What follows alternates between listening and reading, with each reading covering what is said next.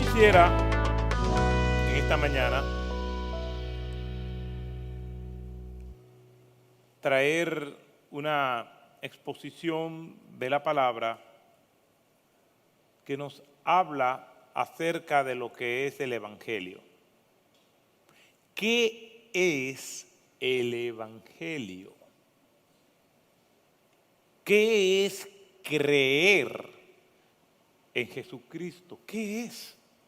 Si usted le preguntaran qué es el Evangelio, ¿qué usted respondería? ¿Qué es el Evangelio? Parece una pregunta sencilla y que todos nosotros no sabemos la respuesta. Sin embargo, en mi encuesta personal, lo que yo he podido preguntar, investigar a las personas que se consideran así creyentes, es por esas respuestas que me he motivado a hacer una aclaración de lo que es el Evangelio. Y dentro de personas que me han dado respuestas erradas, hay personas que son creyentes, bautizados y miembros de una iglesia, de esta y de otras iglesias. ¿Qué es el Evangelio? Y comienzan a argumentarme y a decirme de todo menos lo que es el Evangelio. Miembros de esta iglesia, personas que llevan tiempos en el Evangelio, no saben conceptualizar de una manera bíblica, organizada, lo que es el Evangelio. Y eso me llena de preocupación. Quiero aclarar lo que es el Evangelio, porque es fundamental para nuestra fe. Se supone que nuestra fe no es por tradición, es decir, en mi familia siempre hemos sido de tal religión. Nuestra fe no debe ser por tradición. Nuestra fe no debe ser por imitación. Ay, yo vi que esta persona y aquella cree, parece que eso es verdad, yo también voy a creer. No, nuestra fe tiene que ser por convicción, y nuestra convicción es a partir de lo que dice la Escritura. No es por tradición, no es por imitación, debe ser por convicción. ¿Qué es el Evangelio? ¿Qué es creer en el Evangelio? Hay muchas personas que no son cristianas que tienen una idea distorsionada del Evangelio, y eso lo puedo entender porque no están en los caminos del Evangelio. Pero una persona que se diga cristiana, que sea miembro de una iglesia y que no sepa lo que es el Evangelio, pues motivado a esto, pues quiero compartir, partiendo de un texto de las Escrituras, lo que es creer en el Evangelio, lo que es el Evangelio. ¿Por qué? Porque sería triste y penoso pasarnos toda la vida creyendo de manera distorsionada, de manera imitada, y no creyendo la verdad. Aquellos hermanos que están visitándonos o que nos están viendo, pues también deben prestar atención, porque hay lugares donde dicen ser cristianos, donde dicen que siguen el Evangelio, pero la predicación de su púlpito niega eso. Entonces, si usted está de visita de otra congregación o nos está viendo, entonces preste atención, porque probablemente lo que usted va a escuchar aquí hoy es contrario a lo que usted ha escuchado en otra ocasión. Así que vamos a orar y vamos a pedirle al Señor que nos ayude a comunicar con fidelidad y con claridad lo que es el Evangelio. Acompáñeme a orar. Gracias te damos, Señor, por tus misericordias, por tus bondades. Gracias porque podemos ir a las Escrituras y a partir de ella compartir tu verdad. Ayúdanos, Señor. Ayúdame a mí, Señor, a que mi humanidad no distorsione tu verdad eterna y que podamos entender esta verdad y aplicarla a nuestra vida. En el nombre de Jesús. Amén. Yo le voy a pedir que vayamos a un texto de las Escrituras. Y el texto que vamos a estar leyendo, entre otros textos, es Hechos capítulo 8, y vamos a estar leyendo desde el verso 26 hasta el verso 40. Hechos capítulo 8, versículos 26 hasta el 40. Y dice la palabra del Señor de la siguiente manera. Recuerden que siempre leemos en la Biblia versión Las Américas. Así que si usted tiene otra versión, trate de seguirme. Dice la Biblia en Hechos capítulo 8, versículo 26 al 40. Un ángel del Señor habló a Felipe, diciendo, levántate y ve hacia el sur, al camino que desciende de Jerusalén a Gaza. Este es un camino desierto. Él se levantó y se fue, y aquí había un eunuco etíope, alto oficial de Candace, reina de los etíopes, el cual estaba encargado de todos sus tesoros y había venido a Jerusalén para adorar. Regresaba sentado en su carruaje y leía al profeta Isaías. Y el Espíritu dijo a Felipe, ve y júntate a ese carruaje. Cuando Felipe se acercó corriendo, le oyó al profeta Isaías que lo leía y le dijo, ¿entiendes lo que lees? Y él respondió, ¿cómo podré a menos que alguien me guíe? E invitó a Felipe que subiera y se sentara con él. El pasaje de la Escritura que estaba leyendo es este: como oveja fue llevado al matadero y como cordero mudo delante del que lo trasquila, no abre él su boca. En su humillación no se le hizo justicia. ¿Quién contará su generación? El eunuco respondió a Felipe y dijo, te ruego que me digas, ¿de quién dice esto el profeta? ¿De sí mismo o de algún otro? Entonces Felipe abrió su boca y comenzando desde esta escritura le anunció el evangelio de Jesús. Yendo por el camino llegaron a un lugar donde había agua y el eunuco dijo, mira, ¿qué impide que yo sea bautizado? Aquí hay agua. Y Felipe dijo, si crees con todo tu corazón, puedes. Respondió él y dijo, creo que Jesucristo es el Hijo de Dios. Y mandó parar el carruaje. Ambos descendieron al agua, Felipe y el eunuco, y lo bautizó. Al salir ellos del agua, el Espíritu del Señor arrebató a Felipe y no lo vio más el eunuco, que continuó su camino gozoso. Mas Felipe, que se encontró en Azoto y por donde pasaba, anunciaba el Evangelio en todas las ciudades hasta que llegó a Cesarea. El Señor añada bendición a su palabra. El libro de los Hechos, como género literario, es un libro de historia.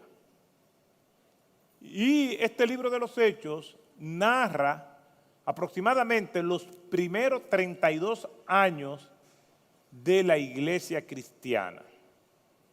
Quiere decir, si nosotros queremos conocer los orígenes del Evangelio y su relación con la iglesia, tenemos que ir al libro de los Hechos.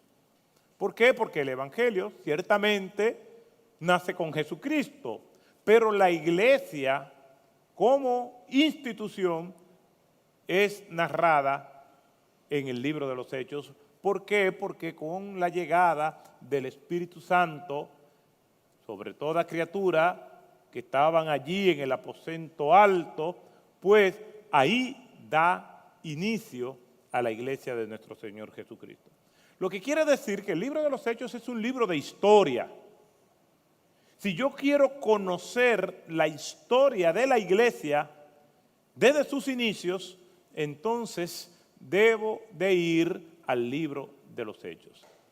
Ahora bien, el libro de los Hechos, aunque contiene doctrina, si yo quiero profundizar en las doctrinas bíblicas, entonces tengo que ir a las epístolas de Pablo, porque las epístolas son cartas, tratados doctrinales para animar, para advertir, para corregir, para aclarar que el apóstol Pablo y los otros escritores de epístolas envían a personas o a iglesias.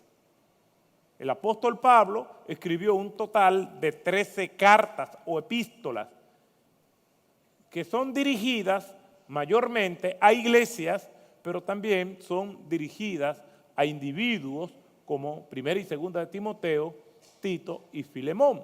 Hay epístolas universales o generales, como son las epístolas que escribió el apóstol Pedro, Santiago, el apóstol Juan, Primera y Segunda y Tercera de Juan, y también la que escribió Judas.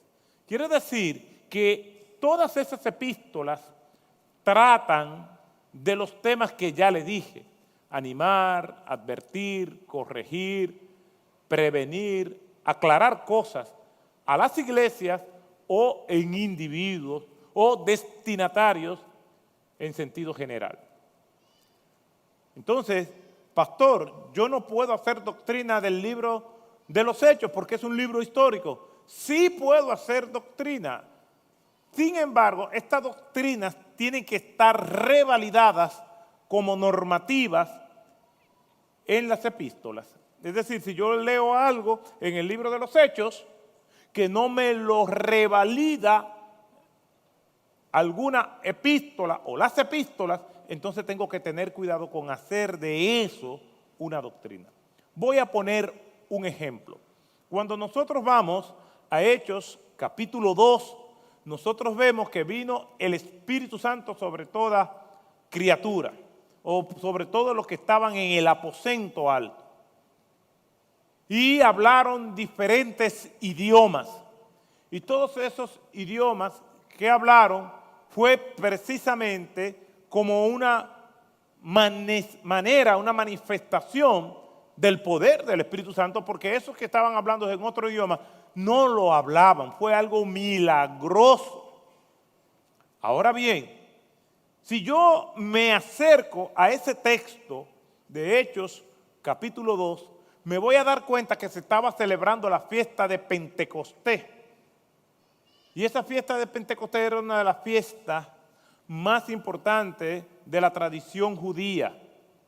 Y personas de origen judío que estaban en la diáspora, viviendo en otras naciones y que habían sido criados en esas culturas y que hablaban probablemente su idioma de ese lugar donde ellos habían inmigrado y también hablaban el hebreo. Pues entonces esas personas venían a esas fiestas judías porque se estaba celebrando el día de Pentecostés. ¿Qué sucede? Que el Señor aprovechó que había judíos o personas de origen judío que vivían en el extranjero y que probablemente su primer idioma era el idioma de ese lugar donde estaban viviendo, a donde habían emigrado, porque se habían criado allí desde muy pequeños o habían nacido allí, pero mantenían su cultura hebrea. Pues entonces estas personas escucharon el evangelio en su idioma particular. ¿Por qué? Porque el Señor quería que todas esas personas que venían de otros lugares escuchaban el evangelio. ¿Y cómo lo hicieron? Bueno, escucharon la palabra de Dios, como dice la Escritura, escuchamos en nuestros propios idiomas las maravillas del Señor, las maravillas de Dios. ¿Por qué? Porque el Señor hizo ese milagro. Personas que no hablaban esos idiomas, pues hablaron para que escucharan el evangelio. ¿Qué resulta? Que algunos ven este momento como el bautismo en el Espíritu Santo. Lo que quiere decir, en las personas que creen de esa manera, y hay un grupo de iglesias que cree esto, que una persona se convierte, pero después que esa persona se convierte, tiene que pasar por una segunda experiencia, donde entonces es bautizado en el Espíritu Santo. Y separan recibir a Cristo y el Evangelio, y por lo tanto el Espíritu Santo, lo separan con esa segunda experiencia que está caracterizada fundamentalmente porque hablan lenguas. Pero eso nosotros no lo vemos en las epístolas, nosotros lo estamos viendo en el libro de los Hechos. ¿Y cuál es el problema? Que el libro de los Hechos es un libro histórico, y si eso que estamos leyendo como narrativa histórica no está revalidado en las epístolas, entonces no podemos hacer una doctrina de eso. Lo que sí nos enseña la Escritura es que el Señor dio ese don, pero ese don que el Señor dio, que para algunos creyentes ya ha cesado, para otros es permanente. Independientemente de eso, no podemos confundir el don que el Señor dio y que se ve en 1 Corintios capítulo 12, 13 y 14, y que también se ve en otros pasajes del libro de los Hechos. No podemos confundir eso como don con lo que está sucediendo aquí en Hechos capítulo 2. Porque en Hechos capítulo 2 se hace para que se anuncie el evangelio a personas que no entendían el hebreo, o que aunque entendieran el hebreo tenían otros idiomas como su idioma vernáculo. Entonces esa es la importancia de nosotros interpretar la Biblia según el género literario en que ella fue escrita. Pues entonces, pastor, usted va a predicar sobre lo que es el evangelio partiendo del libro de los Hechos. Bueno, por lo que le dije anteriormente, yo puedo hacer doctrina siempre y cuando eso que yo estoy leyendo en el libro de los Hechos está revalidado por las epístolas y no contradice ningún otro pasaje de las Escrituras. Y es precisamente este pasaje que he escogido sobre lo que es el evangelio, que me da unas características amplísimas y significativas que es revalidado en todo lo que es el resto del Nuevo Testamento. Es precisamente por esto.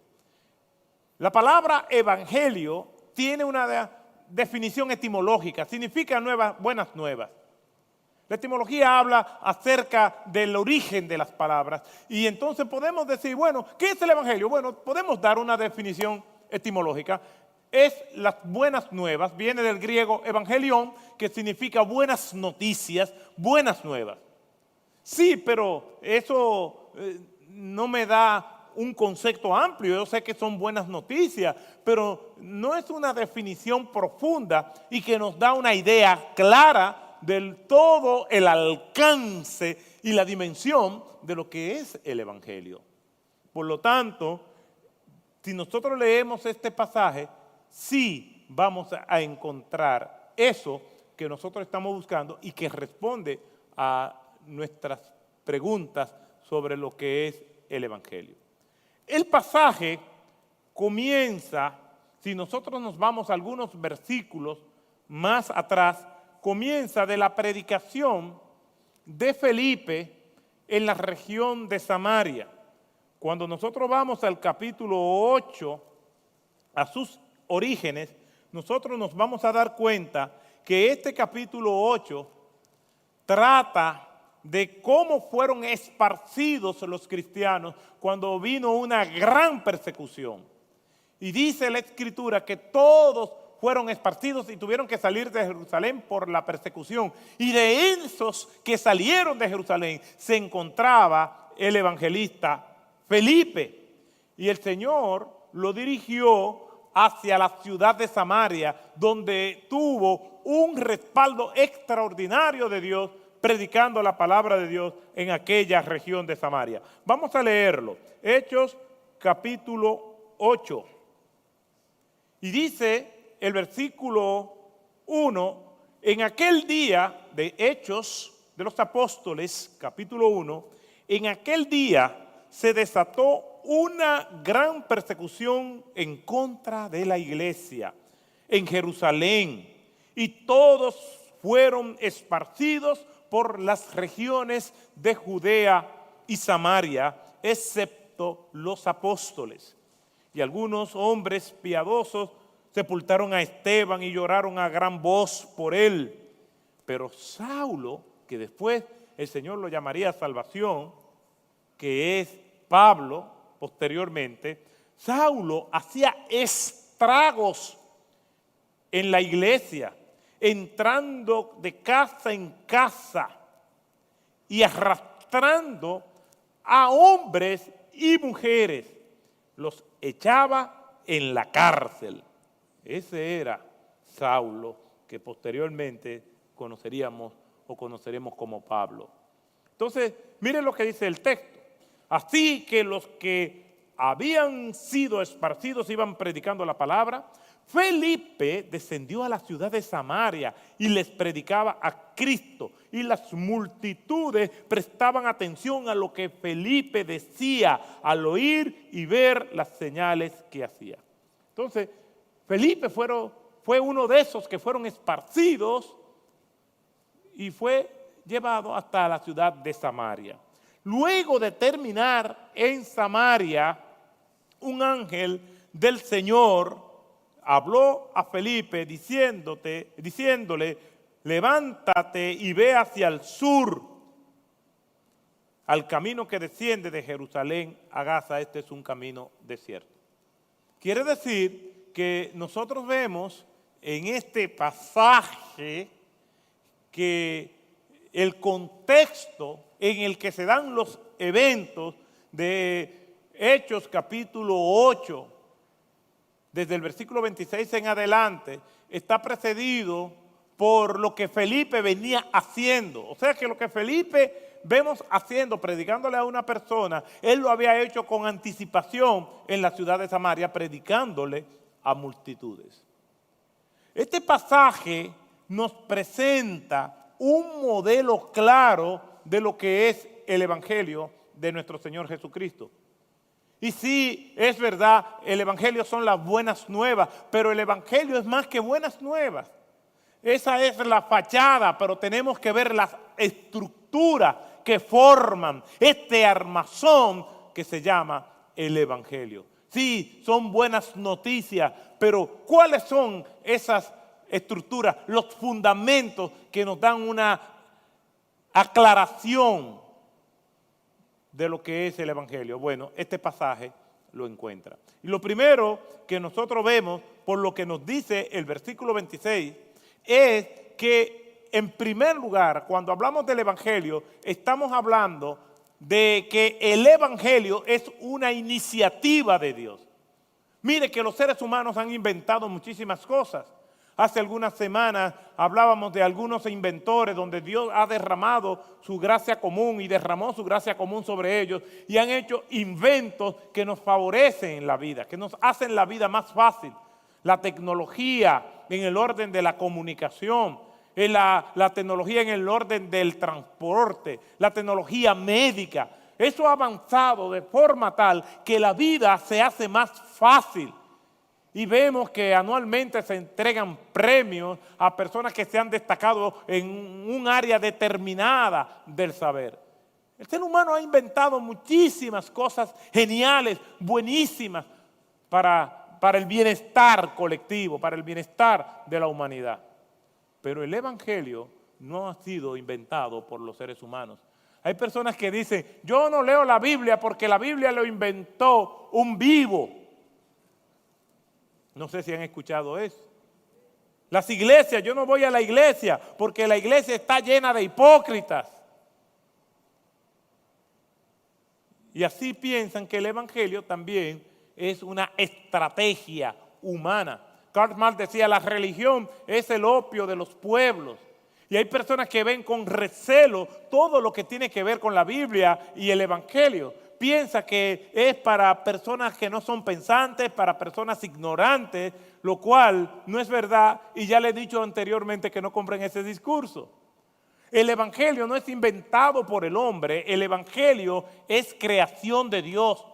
Y no es un plan B de Dios. Me salió mal lo de Adán. Ahora, entonces, ¿qué yo hago? No, el Evangelio nosotros lo vemos desde los inicios mismos de la humanidad. No es que Dios se está inventando algo porque su plan primario le salió mal. Entonces, tenemos que hacer un consejo para ver cómo nosotros resolvemos esto que nosotros hemos hecho. ¿Qué va a pasar? Mire lo que dice tempranísimo en el libro de Génesis capítulo 3. Un pasaje que apunta al futuro, apunta al Evangelio. Hechos 3, versículo 15. Y pondré, le dice a la serpiente, enemistad entre ti y la mujer, y tu simiente y su simiente.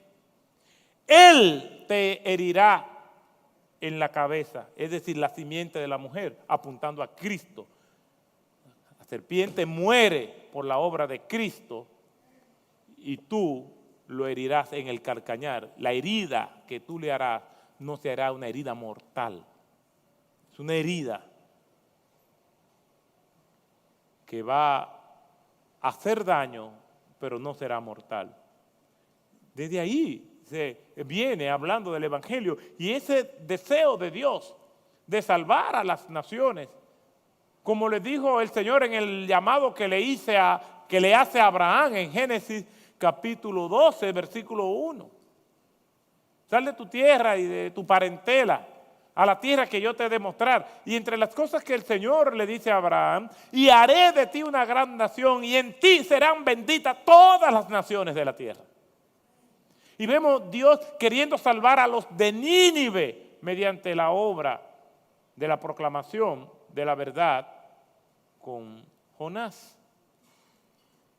Pero esta organización y este plan de Dios de salvar se formaliza por medio de la iglesia de Jesucristo.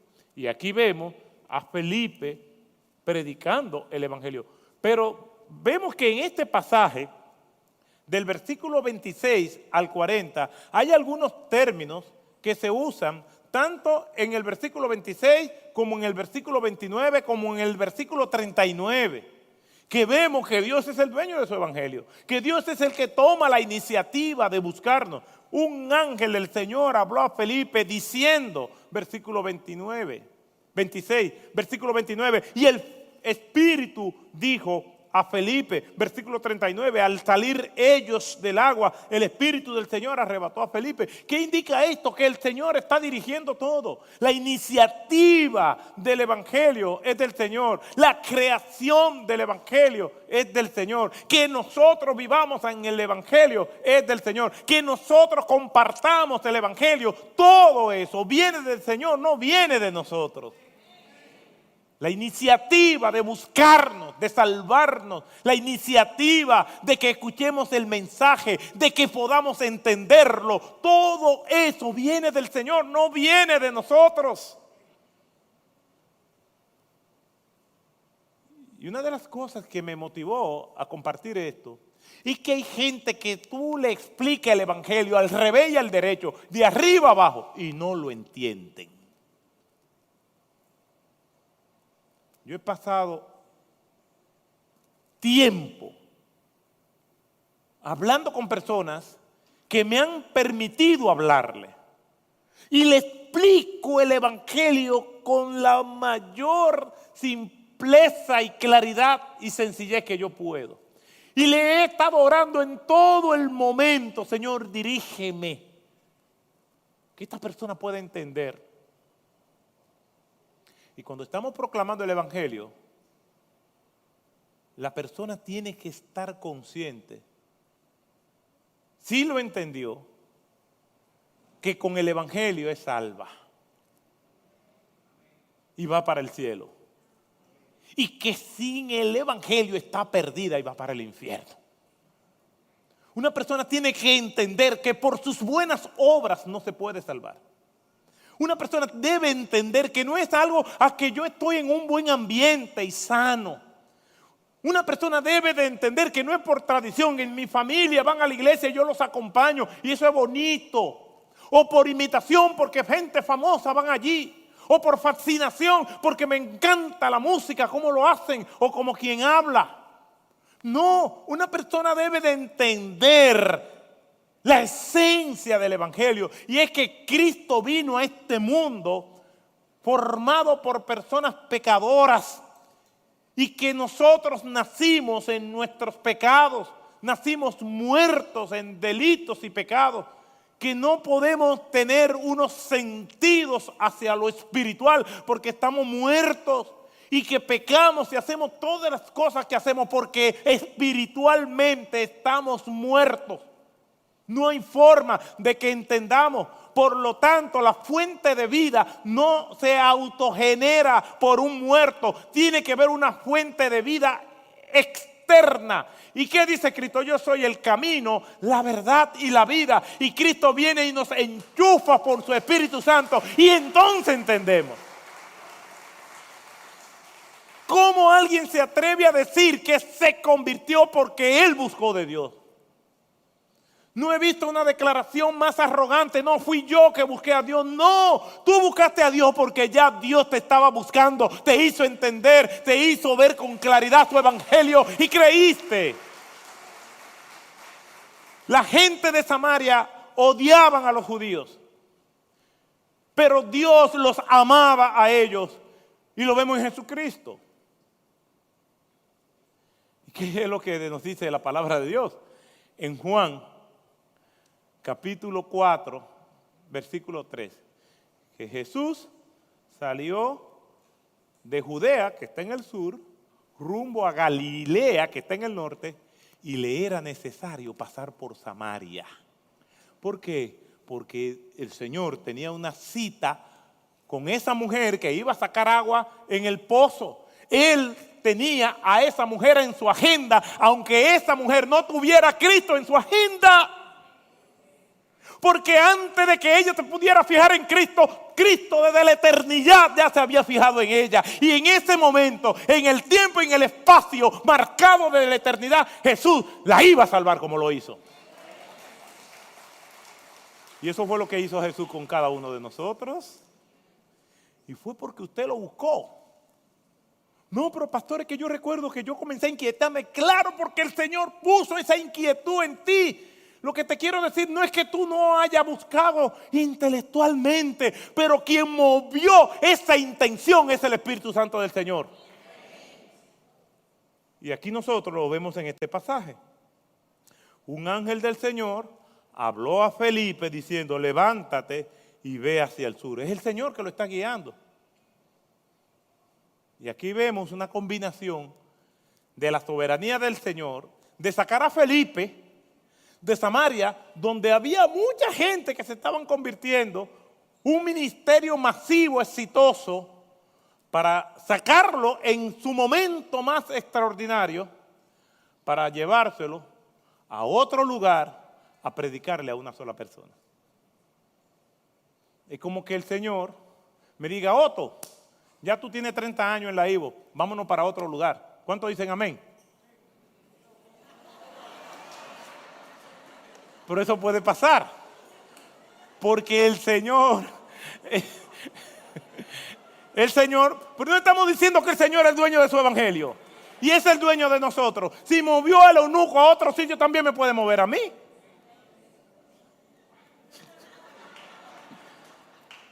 ¿Por qué? Porque el Señor, el mismo Dios, dueño de Felipe, es el dueño de mi vida y la vida de todos ustedes.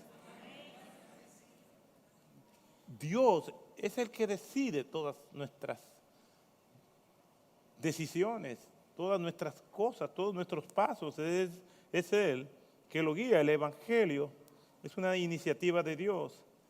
Saca a Felipe, y esto no es mensaje subliminal, de las multitudes y lo lleva a predicarle a una sola persona en un lugar desierto. ¿Por qué? Porque el Evangelio es una iniciativa del Señor. Iniciativa que se evidencia en que todos nosotros estamos aquí. Iniciativa que se ve que usted está aquí no porque simplemente alguien le invitó, usted está aquí porque Dios puso en el corazón de alguien invitarle y puso en el corazón de usted ceder. Y estamos oyendo porque Dios lo quiso así. Si Dios no lo hubiera querido así, ninguno de nosotros estuviera aquí. Son los caminos que Dios preparó de antemano para que nosotros anduviésemos en estos caminos. Si de Dios es la iniciativa, entonces, ¿qué nos toca a nosotros? Eso lo vamos a ver en los siguientes domingos. Pero hay una responsabilidad en nosotros y lo vamos a ver. Pero yo quisiera que nosotros entendiéramos algo que nos duele. Y es que en el Evangelio, lo único que nosotros pusimos cuando escuchamos el Evangelio para invitarnos a salvación, lo único que nosotros pusimos fueron nuestras transgresiones, nuestros pecados, nuestras iniquidades. Eso fue lo único que nosotros pusimos. Todo lo demás lo puso el Señor. Que viendo cómo nosotros estábamos, aún así tomó la iniciativa. La figura que a mí me viene para describir esa iniciativa de Dios, la imagen que yo me he creado en mi mente, es que como la Biblia dice que el Señor vino a darnos vida y que íbamos a conocer la verdad si Él nos hacía libres. Fíjense las dos figuras que se habla. El Señor dice, si el Hijo os libertare, seréis verdaderamente libres. Quiere decir que una persona que no tiene a Cristo está en prisión. Y una persona que no tiene a Cristo está muerta. Es un prisionero y es un cadáver espiritual. La imagen que me viene a la mente es que antes de conocer a Cristo, nosotros estábamos en una celda dentro de un ataúd. Fíjese que cuando el Señor va a resucitar a Lázaro, no es Lázaro que dice, yo voy a vivir, es Cristo que le dice, Lázaro, lo llama, Lázaro. Cuando resucitó a la hija de Jairo, fue el Señor. Y cuando Cristo resucita, es Él mismo que resucita, porque Él es la fuente de la vida. Antes de que lo llevaran a la cruz, Él dice, nadie me quita la vida. Yo mismo la pongo y cuando yo quiera la vuelvo a tomar. Extraordinario. En otras palabras, yo me voy a dejar matar de ustedes, pero cuando yo quiera volver a vivir, yo voy a volver a vivir, porque Él es el creador de la vida. Mis hermanos, nosotros no pudimos haber tomado la iniciativa, porque en los tiempos antiguos un esclavo no podía hacerse libre él. Tenía que venir su amo y su amo lo hacía libre. Te doy la libertad. Porque el amo era el dueño del esclavo. Entonces, ¿cómo una persona va a decir, no, yo me decidí por Cristo? Yo fui que tomé la iniciativa. ¡No! La iniciativa la tomó el Señor porque tú estabas esclavo como yo también estaba esclavo y nos concedió la libertad por medio de Cristo, que se hizo esclavo para que nosotros fuéramos libres. Entonces no, entonces la figura que usa es de esclavo. Si el Hijo os libertare, seréis verdaderamente libres y conoceréis la verdad y la verdad os hará libre. Estábamos esclavos, pero tenemos que ver el concepto en ese contexto de la antigüedad. Porque un esclavo no podía hacerse libre. Tenía que ser el amo. La otra imagen es la del cadáver espiritual que nosotros ostentábamos ser. Tanto Lázaro como todas las demás resucitaciones que vimos en el Nuevo Testamento es porque hay una fuente de vida externa que es Dios que lo trae a la vida de nuevo. Por lo tanto, ¿cómo una persona que está muerta va a decir que tomó la iniciativa de buscar a Dios? ¿De dónde viene la vida del Señor? Por lo tanto, sí, imagínense que el Señor diga, y está ese cadáver ahí, sí, yo te voy a salvar, pero mira, ve cómo tú vives, y después que tú vives, entonces yo me encargo del resto.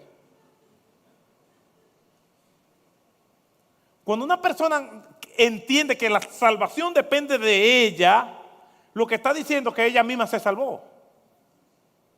Imagínense, no, yo estoy dispuesto a salvarlo, pero él primero tiene que resucitar a él por sus propios medios. Eso es imposible. Entonces nosotros estábamos en una celda y dentro de esa celda había un ataúd. Y dentro de ese ataúd estábamos todos nosotros. ¿Qué es lo que Cristo hace cuando nos va a traer la salvación? Cuando nos salvó.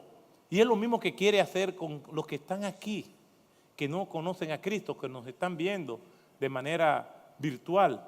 Cristo lo que hace es, cuando nos salvó, entra a la celda rompiendo los barrotes, rompe las cadenas que rodeaban el ataúd, despedaza el ataúd y a ese cadáver que está ahí le da vida para que nosotros podamos creer y tener vida eterna. Eso es lo que Cristo hizo con cada uno de nosotros. Por eso es que la iniciativa viene de Él. Siempre digo que si la iniciativa de salvación dependiera de nosotros, el cielo estuviera vacío. Ninguno de nosotros teníamos a Cristo en nuestra agenda, pero así como Cristo tenía a la mujer samaritana y que era necesario pasar por Samaria, también le fue necesario visitarnos y ir a nuestra celda, romper el ataúd y darnos vida y vida eterna. Bendito sea el Señor. Entonces, si la salvación es iniciativa de Dios y nosotros estamos entendiendo, algunos confirmando, sí, eso fue lo que hizo Cristo. No era que yo era una buena persona. No, yo no soy cristiano por tradición, por convicción. Es lo que yo soy. Yo no soy cristiano por tradición o por imitación o por fascinación. Me encanta el ambiente. No, yo soy cristiano porque yo, aunque no recuerdo nada, sé que yo estaba en una celda. Y dentro de esa celda había un ataúd y dentro de ese ataúd estaba yo. Eso genera en nosotros una gratitud y unos niveles de buscar permanentemente, con humildad, el rostro del Señor. Más que para pedirle, agradecerle. Por eso, durante estos domingos vamos a estar viendo lo que es el Evangelio. Y si usted se puede llevar algo hoy de aquí, llévese que el Evangelio es una iniciativa de Dios. Y si usted ha entendido lo que hemos dicho, es probable, muy probable, que Dios tenga algún propósito con usted. Porque nadie puede entender ese Evangelio si el Espíritu Santo del Señor no se mete en la celda y le da vida y le hace entender.